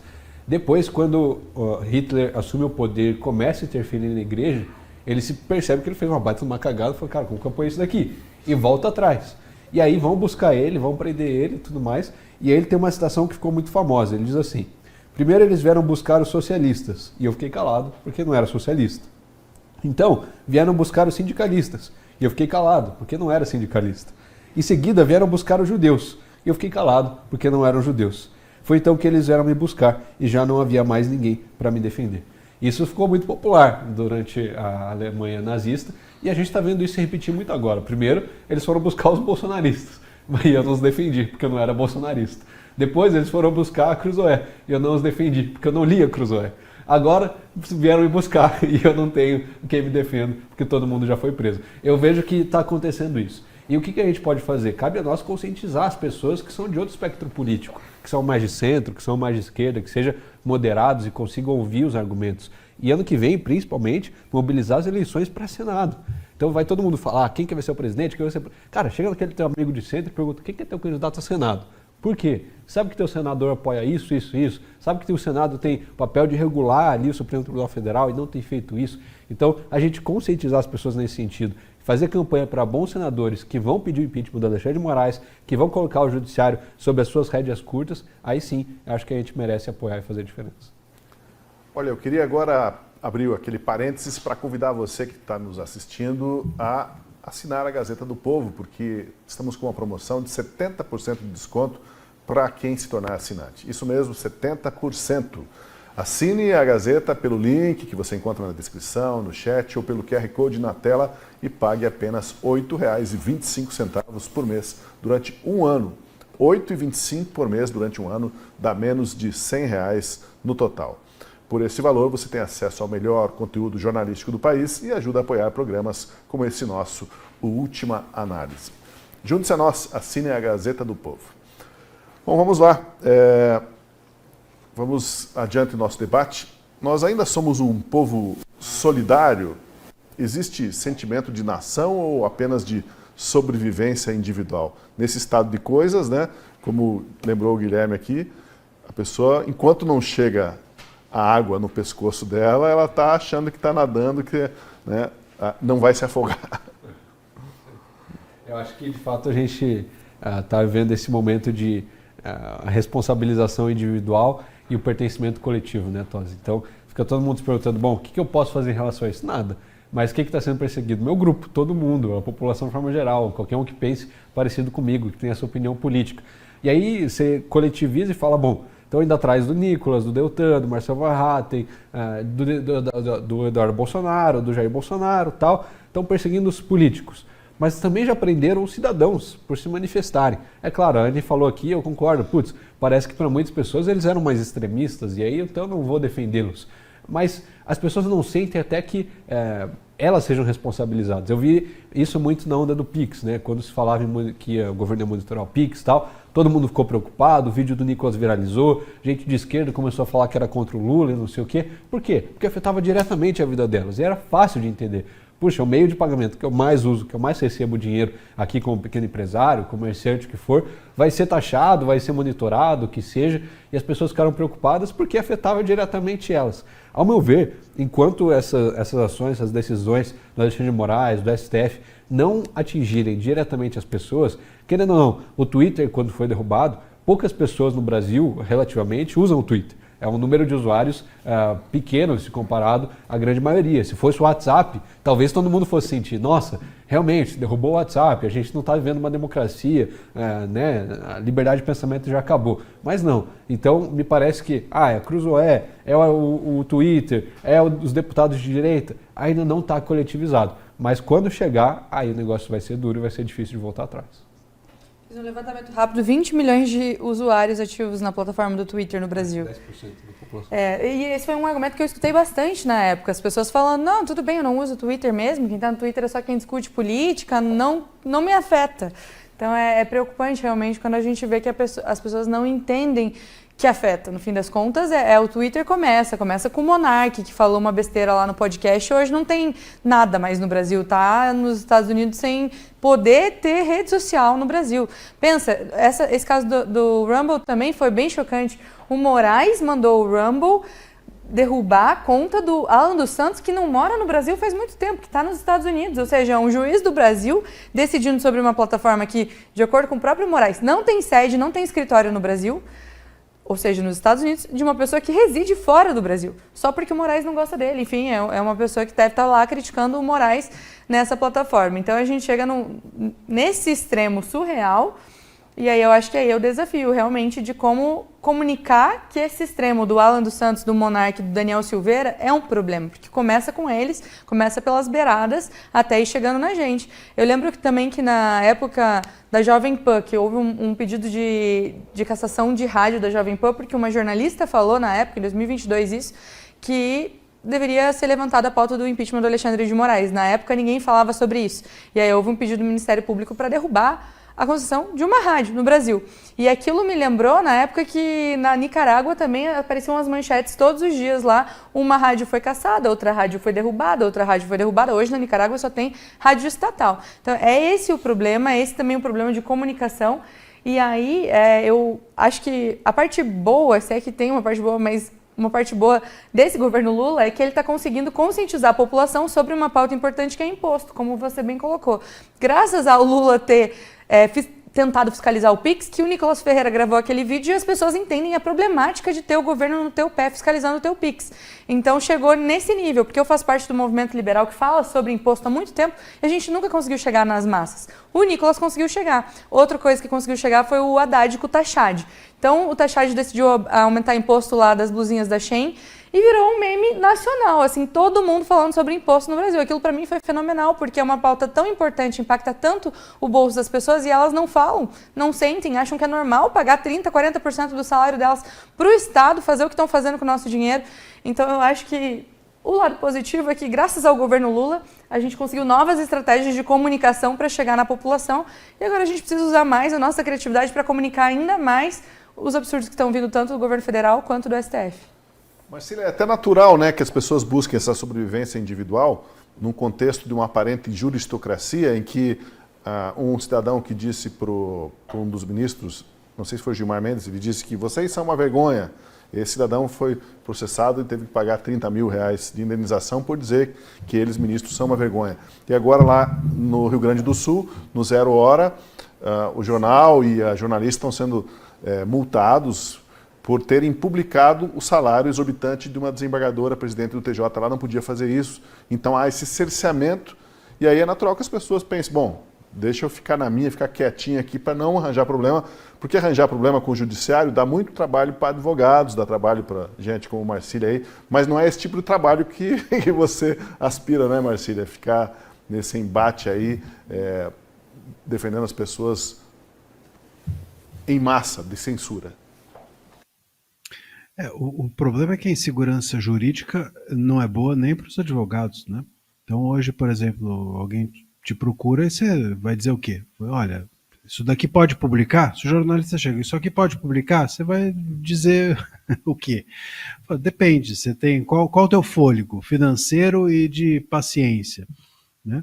Não tem resposta certa, você não sabe até onde vai, e aquilo que tem de pacificado, eles se desfazem, né? O STF, isso eu também conto no livro, eu acho que só para dar de exemplo, ele tem uma súmula 14, que é vinculante, que vincula, portanto, os demais tribunais, obrigatoriamente, os demais tribunais podem ser punidos se descumprir a súmula, e o próprio STF descumpre a súmula, que é de dar acesso aos autos integralmente a advogados e partes. Agora a gente está às voltas com diversos casos. Tivemos agora, recentemente, um inquérito sobre a morte do Clezão, está em sigilo para os advogados. A família não consegue ter acesso. A investigação, portanto, é secreta. Como é que a gente explica isso? Né? Como é que a gente pode lidar com isso se o STF descumpre uma súmula dele mesmo? Então não tem como, por exemplo, também você atuar em casos assim. Eu me lembro que nessa época dos inquéritos, havia muito conversa assim, como agora também, nesse inquérito do golpe. Tem advogados que transitam melhor lá no Supremo, vamos conversar com eles, ou vamos recorrer a eles. E eles respondiam que também estavam sem acesso, como agora. Os próprios advogados que têm acesso ao STF, que são aquela casta que está em Brasília, e eles também têm ou estão tendo uma imensa dificuldade, porque o STF está fechado nele próprio. Ninguém mais é escutado pelos ministros. Ministros viraram alguma coisa absoluta dentro deles mesmos. Então, é muito complicado lidar com isso. Isso não favorece ninguém. Agora, respondendo a sua questão sobre sermos uma nação, ou a questão que foi levantada, eu não acho. Eu acho que a gente não é uma nação, a gente tem muita dificuldade. Aliás, eu acho que a gente se apega a essa questão ideológica tão fortemente, ou talvez de uma forma maior do que outros países, essa coisa de sou de direita, sou de esquerda, né? Justamente porque a gente tem dificuldade de se identificar como nação, né? Se a gente tivesse... É a única coisa que nos une. Nação, mais ou menos, se a gente puder dar uma explicação rasa e que todo mundo consiga entender, eu definiria nação dessa maneira. Nação é aquilo que nos une apesar das diferenças. Né? E então, bom, somos de direita, todos que são de direita se unem apesar das diferenças. Somos de esquerda, todos que são de esquerda se unem apesar das diferenças. Isso é uma ideia de nação, mas é a única. O que mais nos une? A seleção, nem a seleção brasileira mais nos une. A gente fez camisa vermelha e desuniu a seleção brasileira. A gente criou um time horroroso e desuniu a seleção brasileira. A gente começou a, enfim, casos de corrupção e tudo mais que todo mundo sabe que está envolvido dentro do conceito de futebol brasileiro. E a gente também não tem mais esse tipo de união. O que nos une hoje? Eu perguntei lá no início o que nos move, e agora outra pergunta que pode ser boa é o que nos une. E essa pergunta é muito difícil de responder. Se a gente for, por exemplo, fazer o caminho hoje de pessoas que estão buscando algum tipo de união, você vai encontrar isso muito nos identitários, naqueles que a gente chama de woke. Só que eles se unem entre eles em oposição a todos os demais. Né? Então, e eles próprios se desunem. Então, se você é negro, mas você vai se unir. Mas se você é negra e lésbica, aí você já é diferente da que é negra e heterossexual, que é diferente. Então, assim, há uma desunião na união também. Nós hoje temos uma imensa dificuldade no Brasil de encontrar esse ponto comum de união. Isso também favorece aos tiranos, isso também favorece aos ditadores, isso também favorece a censura, porque um povo que não sabe quem é fácil de dominar. Bom, vamos repisar aqui e falar um pouco mais sobre o papel da imprensa nisso tudo. Na grande imprensa, há uma boa vontade com o governo, com esse governo de hoje, com o judiciário, que em outros tempos, essa boa vontade causaria estranheza, né? Então, eu pergunto, hoje elogiar medidas arbitrárias virou algo comum? Porque a arbitrariedade supostamente é praticada em nome da defesa da democracia. A imprensa, de certa forma, então, foi amansada, digamos, pelos poderosos aí, porque tem esse discurso aí de defesa da democracia e aí cabe tudo aí, né? Dá um saco enorme, entra tudo que for possível sob essa justificativa. Aí vai o entendimento de cada um, né, do que seria democracia, quais instituições entram, quais atuações entram, não entram, e aí a gente cai num campo perigoso, porque para um órgão isso pode ser defesa da democracia, para outro não, para uma imprensa, para um jornalista isso daqui é um abuso, para outro isso daqui é uma defesa das instituições. Então essas narrativas elas são extremamente perigosas. Eu mencionei no programa ontem e eu relembro assim, quase todos os dias isso tem me perseguido. Cara, que saudade quando as notícias eram uma perseguição clara ao Bolsonaro. Sobre ele usar máscara ou não, usar capacete quando andava de moto, sobre falar do índio com a tampa na boca, sobre falar da esposa do Macron, essas coisas, porque parece tão bobo, tão simples, mas era essa a realidade que a gente vivia durante o último governo 4 anos atrás. A maioria das notícias eram nesse sentido. Hoje as notícias, a gente tem, claro, um governo com mais aprovação do que aprovação, quase 55% de desaprovação, mas as notícias que vêm do judiciário, elas tendem a ser positivas porque nenhuma imprensa, nenhum jornalista quer ser censurado. Então ele vai falar aquilo lá, olha, o juiz decidiu isso, com base nisso. Poucas vezes eu vejo uma matéria se ater tanto aos fatos quanto uma decisão do Alexandre de Moraes. Porque vai lá, dá Ctrl+C, Ctrl+V no que ele falou e tal, desse jeito, aquilo outro, repercute a narrativa dele com medo de ser censurado ou de sofrer qualquer retaliação. Então, claro, quem dera a gente tivesse mais órgãos, mais jornalistas, uma imprensa mais corajosa para enfrentar essa narrativa e trazer o outro lado também. Eu acho que a imprensa é conivente e cúmplice de tudo isso que está acontecendo. É surreal as coisas que a gente discute, essa questão do 8 de janeiro, até ontem a questão do Eduardo Bolsonaro.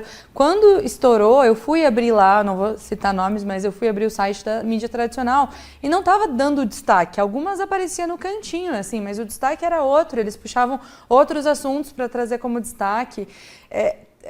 A imprensa ela é conivente com a narrativa que está tentando ser posta. Não tem um noticiário que você escuta da mídia tradicional que eles não usem atos golpistas ou tentativa de golpe ou golpe de Estado, num cenário em que está se discutindo ser golpe de Estado, está no momento da investigação. Tem pessoas presas, acusadas por esse crime que não passaram pelo processo judicial e a imprensa já os acusa de golpistas. É surreal. Ontem também eu estava vendo a CNN. A narrativa que eles constroem, eu falei que não ia falar o nome da empresa, eu falei, mas a narrativa construída para tentar, de qualquer forma, colocar o Bolsonaro como vilão, como opositor, é inacreditável. Essa da CNN eu vou compartilhar porque eu fiquei em choque de ver a narrativa que os jornalistas estavam construindo. O argumento era que a Michelle Bolsonaro, se a Michelle Bolsonaro seria ou não a candidata. E os jornalistas estavam falando que seria machismo por parte do Bolsonaro não escolher ela como candidata. Isso é tão fora, descolado da realidade, porque é evidente que o nome que vai ser escolhido por Jair Bolsonaro para representar é uma decisão extremamente importante. E pode ser que seja Michelle Bolsonaro, pode ser que não seja, mas é evidente que não é porque ela é mulher, é porque vai depender da conjuntura política total. E os jornalistas, políticos, comentaristas não estavam falando sobre a conjuntura política. Estavam usando qualquer super trunfo que a esquerda sempre usa, de machismo ou vitimismo, como no caso da Marina Silva, para acusar o Bolsonaro de alguma coisa. Então, eu vejo que a imprensa sim é conivente. Uma outra questão também que eu acho que é importante a gente discutir, talvez numa outra última análise, recurso público para a imprensa. Tem muito dinheiro que vai para a imprensa, enfim, por contratos de comunicação, e isso pode influenciar o posicionamento dos grandes veículos de comunicação, e isso é algo que também tem que ser trazido com mais transparência para a população, porque é dinheiro público que é do governo, não é do governo, é da população, mas que o governo escolhe certas emissoras para fazer propaganda. Quantas vezes você não liga o rádio e tem uma propaganda da Alep no rádio? Será que o rádio vai querer criticar a Alep se a Alep está dando uma quantidade muito grande de dinheiro para o rádio? Então isso também pode ser um critério a gente estudar um pouco mais, se aprofundar, quem sabe, num próximo última análise. Essa fala da Dani, antes da gente jogar para o Marcília, lembrou muito o começo da investigação do processo contra o Bolsonaro na questão do golpe de Estado.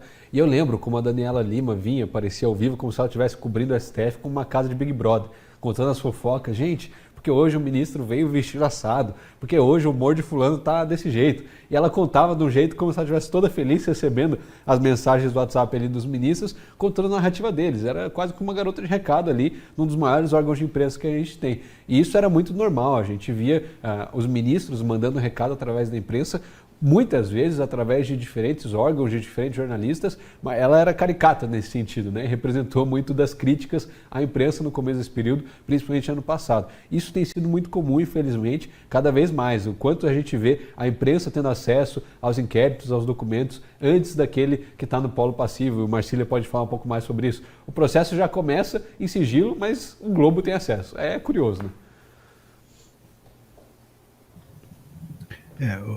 A participação da imprensa nisso, né? A gente precisa entender também o seguinte, que a imprensa ela não pode ser digerida como se ela fosse imparcial, né? Esse conceito de imparcialidade, é claro que você precisa ser ético, esse é o grande ponto. Então, o que você não pode é ser antiético com o fato, né? Então, por exemplo, eu vou lá, pego um fato e deturpo só para que o meu ponto de vista prevaleça, o ponto de vista da pessoa que banca o veículo, etc.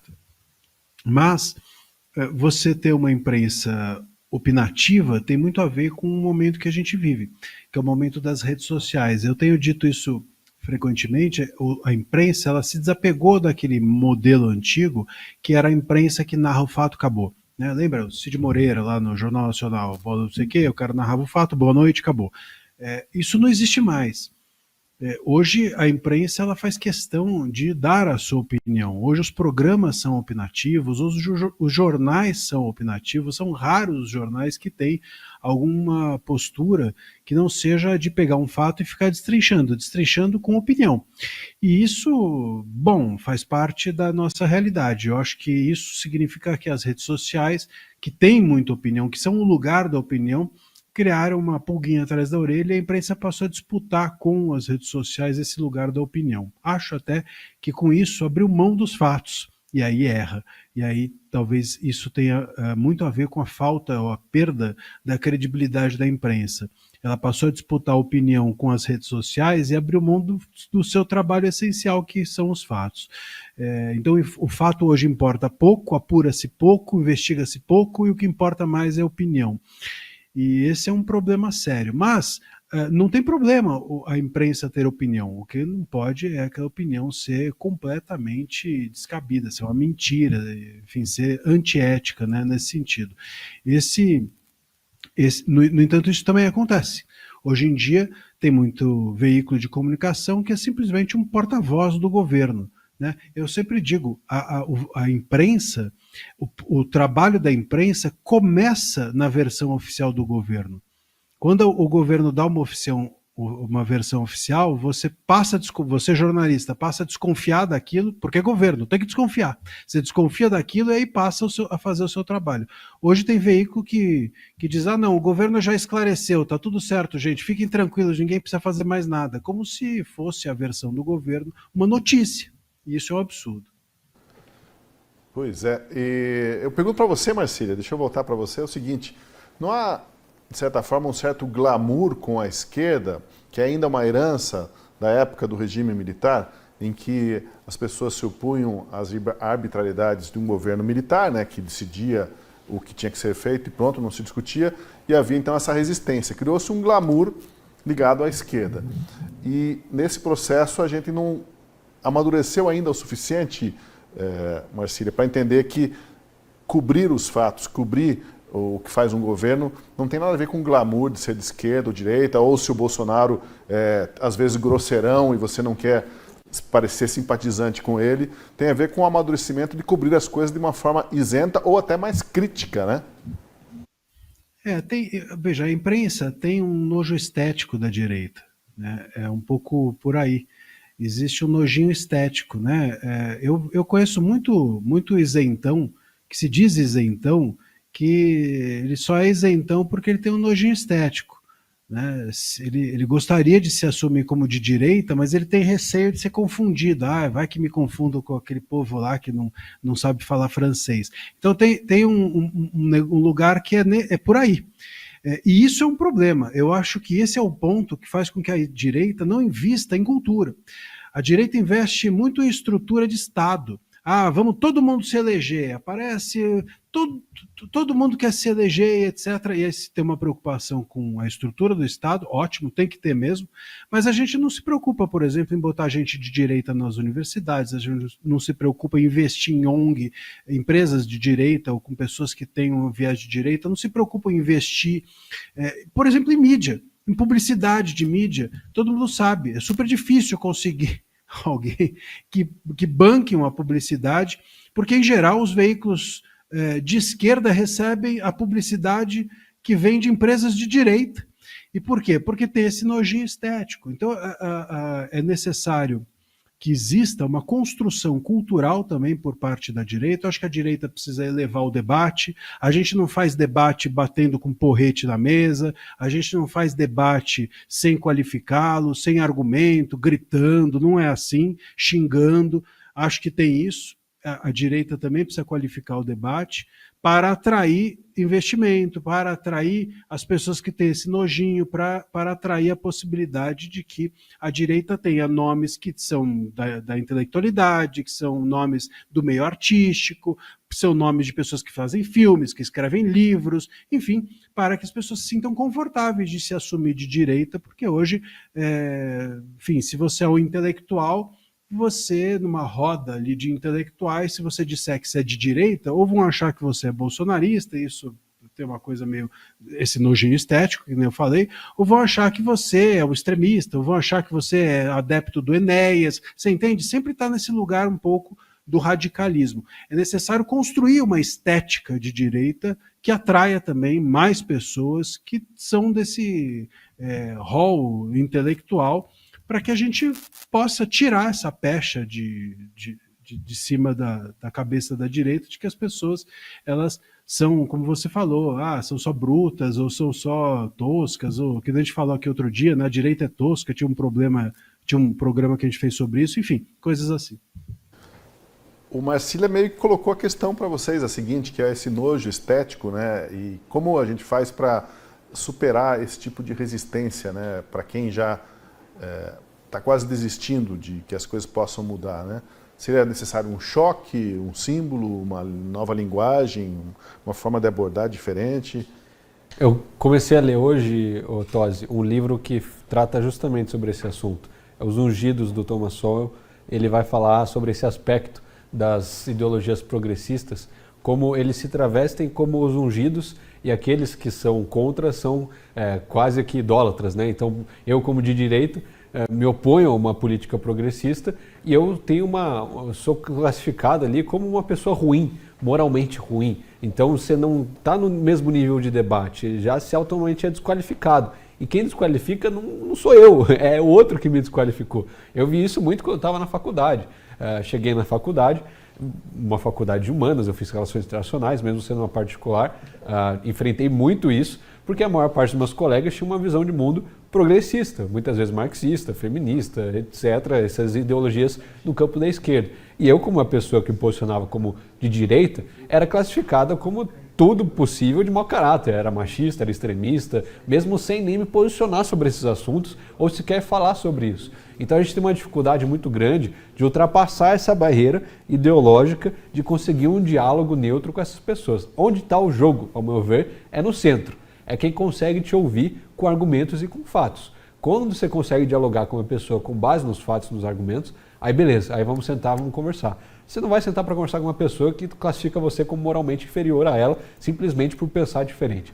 Então a gente tem que ter esse discernimento, entender com quem que a gente está falando e ter uma capacidade de argumentação.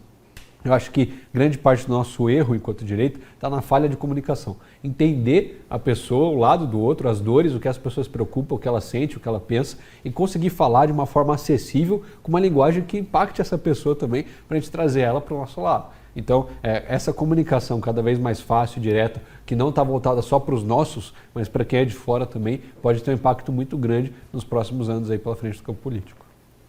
Perfeito. E quando você traz universidade, né, o Marcília também trouxe esse aspecto, eu acho também que é uma frente importantíssima e que a gente está perdendo muito espaço lá, porque as universidades elas são tomadas por ideologias de esquerda, é onde os professores trazem as suas ideias, os alunos se fortalecem, existe muito forte essa cultura do cancelamento, então como você colocou, que era de direita na universidade, sofreu cancelamento, isso também aconteceu comigo, muito, eu estudei na Universidade Federal do Paraná, aqui direito, então era tomado por pessoas que pensavam diferente de mim e eu muitas vezes fui cancelada. Eu já fui chamada de machista na minha universidade, num debate político. Enfim, e coisas assim absurdas. Eu vou até trazer mais um exemplo para entender a gravidade que é as universidades.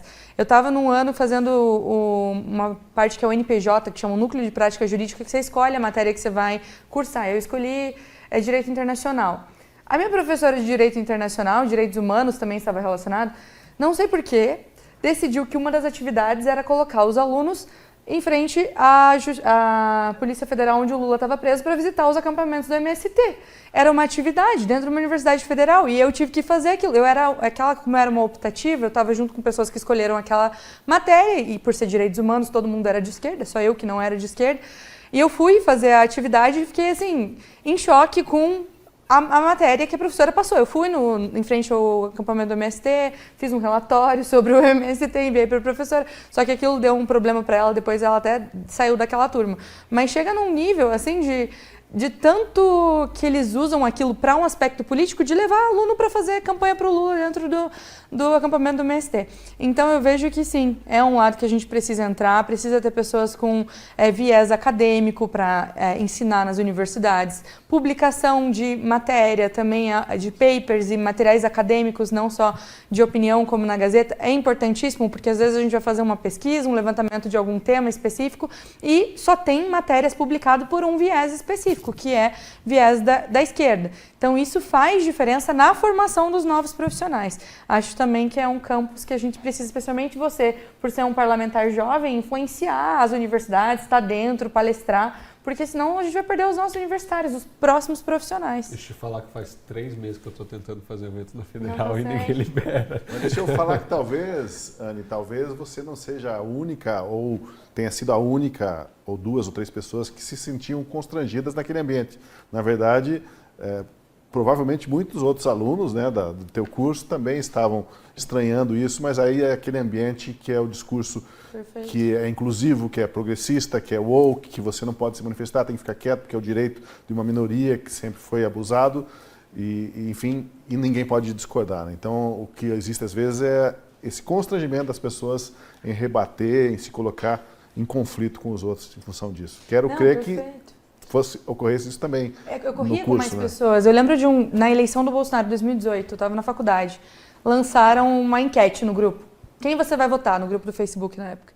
Não tinha uma pessoa que colocou o Bolsonaro. Eu conhecia várias que iam votar no Bolsonaro, só que as pessoas se sentiam constrangidas de dizer publicamente que iriam votar no Bolsonaro, porque aquilo fazia parte de uma cultura do cancelamento, da exclusão, a pessoa ia ser taxada de fascista, de tudo que a gente já sabe. Então, isso a gente volta para o aspecto inicial, né, da censura e da liberdade de pensamento, que aí impacta na cultura do cancelamento. Quando você tem medo de falar na sua universidade que você vai votar em determinado candidato, a gente vê que a gente está perdido, assim, a gente não tem liberdade de expressar a minha opinião. E havia muitos argumentos para votar no Bolsonaro e as pessoas não tinham coragem de falar, ó, o PT representa isso, isso, aquilo, tipo, é tão óbvio o motivo que levou várias pessoas a votarem no Bolsonaro, elas não tinham coragem de falar.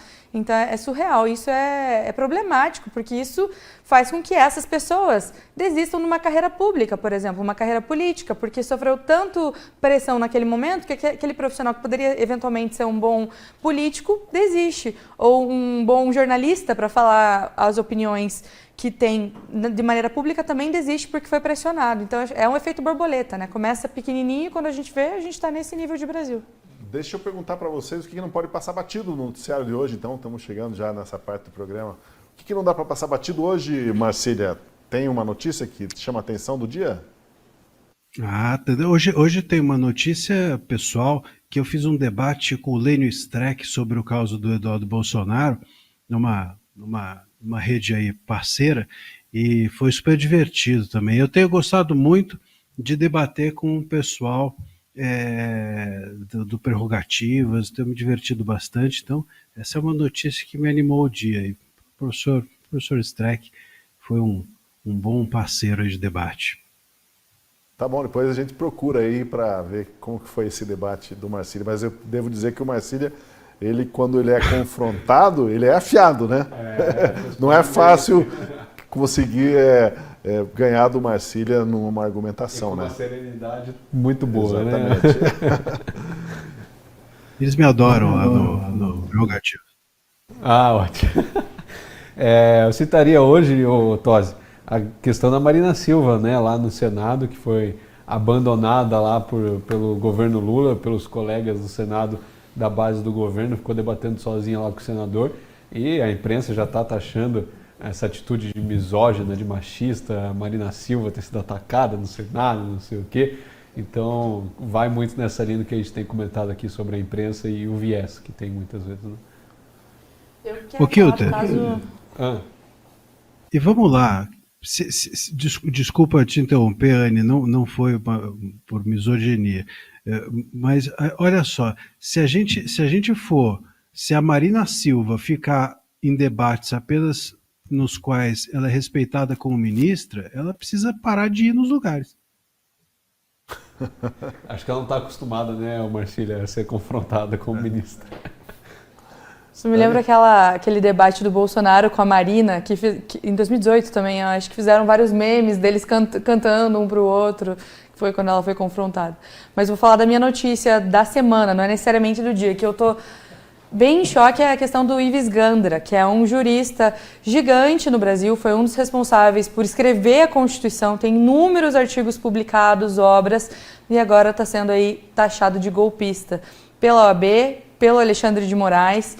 Então é triste ver que uma pessoa que trabalhou pela Constituição, por ter uma interpretação diferente, enfim, uma doutrina, no caso, é uma fonte jurídica que ele doutrina sobre o determinado artigo da Constituição, está hoje sendo taxado por golpista por Alexandre de Moraes, que é, de fato, quem está dando golpe na Constituição, em direitos humanos, em vários pilares essenciais para o Estado Democrático de Direito. E rapidamente, então, o nosso último giro, alguma dica para quem quiser ler ou assistir alguma coisa relacionada aí a essa questão de cansaço, de persistir, não desistir nunca? Tem um livro do Davi Lago, que é um teólogo, pastor e também colunista, escritor, muito bom. Pega Leve, chama, é bem interessante. Fala muito sobre essa sociedade do cansaço, o estresse, o burnout, tudo que a gente está vivendo. Traz um pouco de método para combater isso. É um livro bem interessante, acho que vale a pena aí dar uma conferida. Marcília?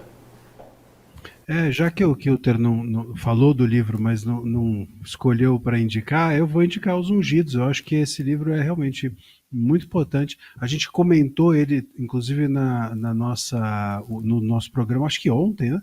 Quando estava aí o Deltan. Então, enfim, as pessoas precisam ler. É um livro realmente que todo mundo comenta, que é um livro, é um repertório mais ou menos de todos, né, que debatem política hoje, e um livro importante que as pessoas precisam ter na cabeça, Os Ungidos, do Sowell, Thomas Sowell. Perfeito. Eu vou fazer uma promoção pessoal aqui, vou indicar o paper que eu mencionei, que eu publiquei pelo Instituto Liberal. Dá para encontrar no site do Instituto Liberal. Eu faço uma análise de 2019 até 2025 sobre liberdade de expressão no Brasil, mídias sociais, imprensa e o STF. São os 3 eixos. Cito o livro do Marcília no meu paper, inclusive. Então, recomendo aí quem quiser acompanhar o meu trabalho. Um dia, quando completarmos talvez 100 programas de Marcília aqui no Última Análise, nós vamos fazer um programa especial só sobre o livro do Marcília. Boa. Capítulo por capítulo, Marcília. Tá perto, hein? Ele participa por causa do dia. Mas até lá, quem sabe, não há mais censura no país, tudo está normalizado, teu livro vai ficar desatualizado, Marcília. Só vocês botarem aí o Alexandre de Moraes numa cadeira e o Goné na outra. Achei que ele ia falar o Dino, não ia caber na cadeira. Vamos contar. Vamos contar os programas aqui, para quando chegar no número 100 aqui a gente faz alguma coisa sobre o livro do Marcília. Mas a gente põe um rocambole aí na mesa. Tá certo. Olha, muito obrigado, Marcília, obrigado, Anne, obrigado, Guilherme Kilter. Obrigado também a você que participou com a gente até agora no programa Última Análise. Continue acompanhando os programas aqui na Gazeta do Povo para ter acesso sempre a esse jornalismo independente e crítico do estado de coisas no país. Obrigado, até o nosso próximo encontro, sempre de segunda a quinta-feira, às 7 da noite, e depois a reprise no dia seguinte, às 9h30 da manhã. Até a próxima.